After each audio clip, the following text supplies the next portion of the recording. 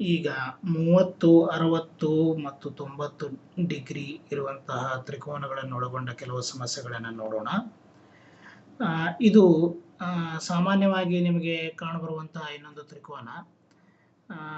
ಇದಕ್ಕೆ 30, 60, 90 ಅಂತ ಯಾಕೆ ಎನ್ನುತ್ತೇವೆ ಅಂದರೆ ಆ ತ್ರಿಕೋನದ ಕೋನಗಳು 30, 60, 90 ಆಗಿರುತ್ತವೆ. ಇಲ್ಲಿ ನಾನು ಅಂತಹದ್ದೊಂದು ತ್ರಿಕೋನವನ್ನು ತೆಗಿತಾ ಇದ್ದೇನೆ. ಇಲ್ಲಿ ಈ ಕೋನ 30 ಡಿಗ್ರಿ ಅಂತ ಇಟ್ಟುಕೊಳ್ಳೋಣ. ತ್ರಿಕೋನದಲ್ಲಿ ಎಲ್ಲ ಕೋನಗಳ ಮೊತ್ತ 180 ಡಿಗ್ರಿ ಅಂತ ನಮಗೆ ಗೊತ್ತು. ಇಲ್ಲಿ ನಮಗೆ ಎರಡು ಕೋನಗಳನ್ನು ಕೊಡಲಾಗಿದೆ. ಮೂರನೇ ಕೋನವನ್ನ ಎಕ್ಸ್ ಅಂತ ಇಟ್ಟುಕೊಳ್ಳೋಣ. ಆದ್ದರಿಂದ x plus 30 plus 90 equal to 180 degree. ಆದ್ದರಿಂದ ಎಕ್ಸ್ ಈಕ್ವಲ್ ಟು 60 ಡಿಗ್ರಿ. ಅದಕ್ಕೆ ನಾವು ಇಂಥ ತ್ರಿಕೋನಗಳಿಗೆ 30, 60, 90 ತ್ರಿಕೋನಗಳು ಅಂತ ಹೇಳುವುದು. ಈಗ ಈ ಒಂದು ಲಂಬಕೋನ ತ್ರಿಕೋನದಲ್ಲಿ ವಿಕರ್ಣ ಬಾಹುಗೆ ಎಚ್ ಅಂತ ಕೊಟ್ಟಿದ್ದಾರೆ ಅಂತ ಅಂದುಕೊಳ್ಳೋಣ. ಪ್ರಶ್ನೆ ಏನಪ್ಪಾ ಅಂದ್ರೆ ಉಳಿದೆರಡು ಬಾಹುಗಳು ಎಷ್ಟು ಅಂತ ಕಂಡುಹಿಡಿಯುವುದು. ಅದು ಹೇಗೆ? ಏಕೆಂದರೆ ಇಲ್ಲಿ ಎರಡು ಬಾಹುಗಳು ನಮಗೆ ಗೊತ್ತಿದ್ರೆ ಮೂರನೇದನ್ನ ನಾವು ಪೈಥಾಗೋರಸ್ನ ನಿಯಮ ಹಚ್ಚಿ ಕಂಡುಹಿಡಿಯಬಹುದಾಗಿತ್ತು. ಆದರೆ ಇಲ್ಲಿ ನಮಗೆ ಕೇವಲ ಒಂದು ಬಾಹು ಮಾತ್ರ ಗೊತ್ತು. ಆದ್ದರಿಂದ ನಾವು ಪೈಥಾಗೋರಸ್ನ ನಿಯಮವನ್ನ ಇಲ್ಲಿ ಉಪಯೋಗಿಸುವ ಮೊದಲು ಇಲ್ಲೊಂದು ಇನ್ನೊಂದು ತ್ರಿಕೋನವನ್ನು ಹೀಗೆ ರಚಿಸಿಕೊಳ್ಳಬೇಕಾಗುತ್ತದೆ. ಈ ತ್ರಿಕೋನ ಮೊದಲನೆಯ ತ್ರಿಕೋನದ ಪ್ರತಿಬಿಂಬ. ಈಗ ನಾವು ಇಲ್ಲಿ ರಚಿಸಿಕೊಂಡಂತಹ ತ್ರಿಕೋನ ಕೂಡ ಮೊದಲನೆಯ ತ್ರಿಕೋನದ ಹಾಗೇ ಇದೆ, ಕೇವಲ ವಿರುದ್ಧ ದಿಕ್ಕಿಗೆ ಮುಖ ಮಾಡಿ ನಿಂತಿದೆ. ಆದ್ದರಿಂದ ಈ ಕೋನದಲ್ಲಿ ಲಂಬಕೋನ, ಈ ಕೋನ ಲಂಬಕೋನವಾಗಿದೆ. ಮತ್ತೆ ಏಕೆಂದರೆ ಅವು ಪೂರಕ ಕೋನಗಳು ಕೂಡ. ಮತ್ತೆ ಇಲ್ಲಿ ಇನ್ನೊಂದು ಕೋನ ನಮಗೆ 30 ಡಿಗ್ರಿ ಅಂತ ಗೊತ್ತಾಗುತ್ತದೆ, ಯಾಕಂದ್ರೆ ಅದೇ ರೀತಿ ನಾವು ರಚಿಸಿಕೊಂಡಿದ್ದೇವೆ. ಆದ್ದರಿಂದ ಈ ಉಳಿದ ಕೋನ 60 ಡಿಗ್ರಿ ಆಗಿರ್ತದೆ. ಈ ಕೋನ 30 ಡಿಗ್ರಿ ಮತ್ತು ಈ ಕೋನ 30 ಡಿಗ್ರಿ. ಆದ್ದರಿಂದ ಈ ಎರಡು ಕೋನಗಳ ಮೊತ್ತ, ಇದು ದೊಡ್ಡ ಕೋನ, ಇದು 60 ಡಿಗ್ರಿ ಆಗಿರ್ಬೇಕು ಅಂತ ನಾವು ಖಚಿತವಾಗಿ ಹೇಳ್ಬಹುದು. ಈಗ ನಮಗೆ ಏನು ಇಲ್ಲಿ ಒಂದು ವಿಷಯ ಕಾಣುತ್ತದಪ್ಪ ಅಂದ್ರೆ ಇಲ್ಲಿ ಮೂರು ಕೋನಗಳು ಸಮವಾಗಿವೆ, ಸರ್ವಸಮವಾಗಿವೆ 60 ಡಿಗ್ರಿ. ಆದ್ದರಿಂದ ಇವುಗಳ ಬಾಹುಗಳು ಕೂಡ ಸಮವಾಗಿರಲೇಬೇಕು. ಈ ಒಂದು ಬಾಹುವನ್ನು ನಾವು ಎಚ್ ಅಂತ ಕರೆದಿದ್ದೇವೆ. ಆದ್ದರಿಂದ ಈ ಉಳಿದೆರಡು ಬಾಹುಗಳು ಕೂಡ ಎಚ್ ಆಗಿರಲೇಬೇಕು. ಇದನ್ನು ನೀವು ಬೇರೆ ರೀತಿಯಿಂದ ಕೂಡ ಸಿದ್ಧ ಮಾಡಿ ನೋಡಬಹುದು. ಉದಾಹರಣೆಗೆ ಈ ಎರಡು ಕೋನಗಳು ಸಮವಾಗಿವೆ, ಆದ್ದರಿಂದ ಅದಕ್ಕೆ ನಾವು ಸಮದ್ವಿಬಾಹು ತ್ರಿಕೋನ ಅಂತ ಹೇಳ್ತೇವೆ. ಇಂತಹ ಸಮದ್ವಿಬಾಹು ತ್ರಿಕೋನದಲ್ಲಿ ಈ ಎರಡು ಕೋನಗಳು ಹಂಚಿಕೊಳ್ಳಲಾರದ ಭುಜ, ಯಾವ ಎರಡು ಸಮ ಕೋನಗಳು ಇರುತ್ತವೆಯೋ ಅವು ಹಂಚಿಕೊಳ್ಳಲಾರದಂತಹ ಭುಜ ಸಮವಾಗಿರುತ್ತವೆ ಅಂತ. ಇದನ್ನು ನೀವೇ ಸಿದ್ಧ ಮಾಡಿ ನೋಡಬಹುದು ಈ ರೀತಿ.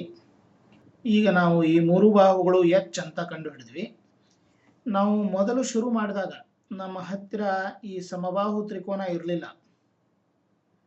ಆವಾಗ ನಮಗೆ ಈ ತ್ರಿಕೋನ ಏನು ಕೊಟ್ಟಿದ್ರು ಇದನ್ನ ನಾವು ಇನ್ನೊಂದು ತ್ರಿಕೋನ ಇದಕ್ಕೆ ರಚಿಸಿಕೊಂಡು ಅದನ್ನ ಸಮಬಾಹು ತ್ರಿಕೋನವನ್ನಾಗಿ ಮಾರ್ಪಡಿಸಿಕೊಂಡಿದ್ದೀವಿ. ಇದರಿಂದ ಏನ್ ಲಾಭ ಅಂದ್ರೆ ನಮ್ಮ ಮೂಲ ಪ್ರಶ್ನೆಯಲ್ಲಿ ಎರಡು ಬಾಹುಗಳು ನಮಗೆ ಗೊತ್ತಿರಲಿಲ್ಲ, ಅದರಲ್ಲಿ ಒಂದು ಬಾಹುವನ್ನು ನಾವು ಈ ರೀತಿ ಮಾಡಿಕೊಂಡು ಕಂಡುಹಿಡಿಬಹುದು. ಈಗ ಈ ಒಂದು ಬಾಹು ಪೂರ್ತಿಯಾಗಿ ನೋಡಿದರೆ ಇದು ಎಚ್ ಇದೆ.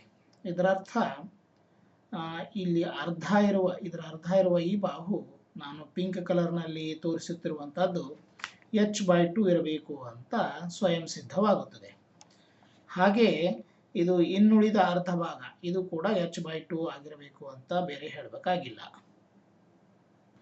ಈಗ ನೀವು ಸ್ವಲ್ಪ ಲಕ್ಷ್ಯ ಕೊಟ್ಟ ಇಲ್ಲಿ ನೋಡಿದರೆ ನಿಮಗೇನು ಒಂದು ಹೊಸ ವಿಷಯ ತಿಳಿಯುತ್ತಪ್ಪ ಅಂದ್ರೆ ನಮಗೆ ಒಂದು ಹೊಸ ವಿಷಯ ಸಿಕ್ಕಿದೆ ಇಲ್ಲಿ. ಅದೇನು ಅಂದ್ರೆ 30, 60, 90 ಇರುವಂತಹ ತ್ರಿಕೋನಗಳಲ್ಲಿ ವಿಕರ್ಣ ಬಾಹು ಎಚ್ ಆಗಿದ್ರೆ 30 ಡಿಗ್ರಿ ಕೋನ ಇರುವಂತಹ ಅದರ ವಿರುದ್ಧವಾಗಿರುವ ಬಾಹು h/2 ವಿಕರ್ಣದ ಅರ್ಧ ಆಗಿರುತ್ತದೆ ಅಂತ ನಮಗೆ ಸ್ಪಷ್ಟವಾಗಿ ಗೋಚರವಾಗುತ್ತದೆ. ಈ ಚಿತ್ರದಲ್ಲಿ ನಾನು ತುಂಬಾ ರಾಡಿ ಮಾಡಿದ್ದೇನೆ, ಆದ್ರಿಂದ ಇನ್ನೊಂದು ಚಿತ್ರವನ್ನು ತೆಗೆಯುತ್ತೇನೆ. ನಮ್ಮ ಮೊದಲಿನ ಚಿತ್ರ ಹೇಗಿತ್ತಪ್ಪ ಅಂದ್ರೆ ಈ ತರ ಕಾಣುತ್ತಾ ಇತ್ತು. ಇದು ನಮ್ಮ ಲಂಬಕೋನ.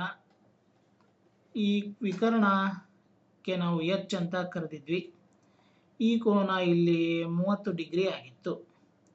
ನಾವು ಈಗ ಸ್ವಲ್ಪ ಸಮಯದ ಹಿಂದೆ ಸಿದ್ಧ ಮಾಡಿದ ಪ್ರಕಾರ ಈ 30 ಡಿಗ್ರಿ ಕೋನದ ವಿರುದ್ಧ ಬಾಹು ವಿಕರ್ಣದ ಅರ್ಧ ಇರುತ್ತದೆ ಅಂತ, ಅಂದ್ರೆ ಇದು h/2 ಇದೆ ಅಂತ.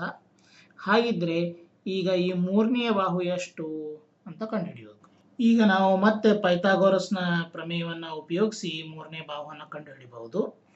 ಈಗ ಈ ಮೂರನೇ ಬಾಹುಗೆ ನಾವು ಎ ಅಂತ ಇಟ್ಟುಕೊಳ್ಳೋಣ. ಆದ್ದರಿಂದ ನಮಗೆ ಇಲ್ಲಿ ಏನು ಗೊತ್ತಾಗುತ್ತೆಪ್ಪ ಅಂದರೆ h/2 whole square plus a square equal to ವಿಕರ್ಣದ ವರ್ಗ h². ಆದ್ದರಿಂದ h²/4 plus a² equal to h².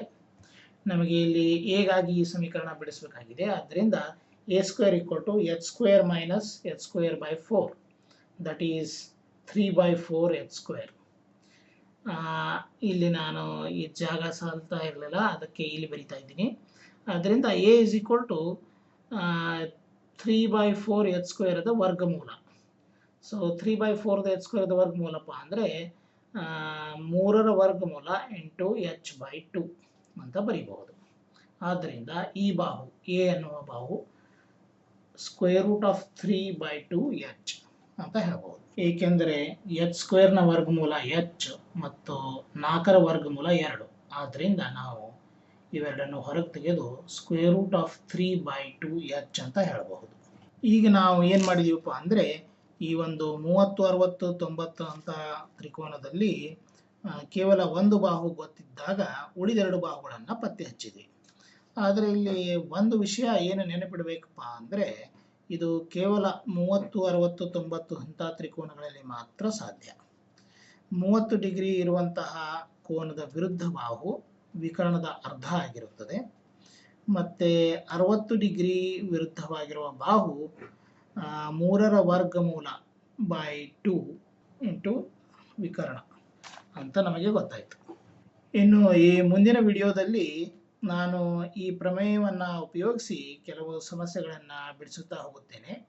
ಆದ್ದರಿಂದ ನೀವು ಈ ಪ್ರಮೇಯದಲ್ಲಿ ನಾವು ಸಿದ್ಧ ಮಾಡಿದಂತಹ ಈ ಒಂದು ಪ್ರಾಪರ್ಟಿಯನ್ನು ನೆನಪಿಟ್ಟುಕೊಂಡ್ರೆ ಉತ್ತಮ. ಅದರಿಂದ ನಾವು ಬೇಗನೆ ಬಿಡಿಸುತ್ತಾ ಹೋಗ್ಬೋದು. ಮತ್ತೆ ಭೇಟಿಯಾಗೋಣ. ನಮಸ್ಕಾರ.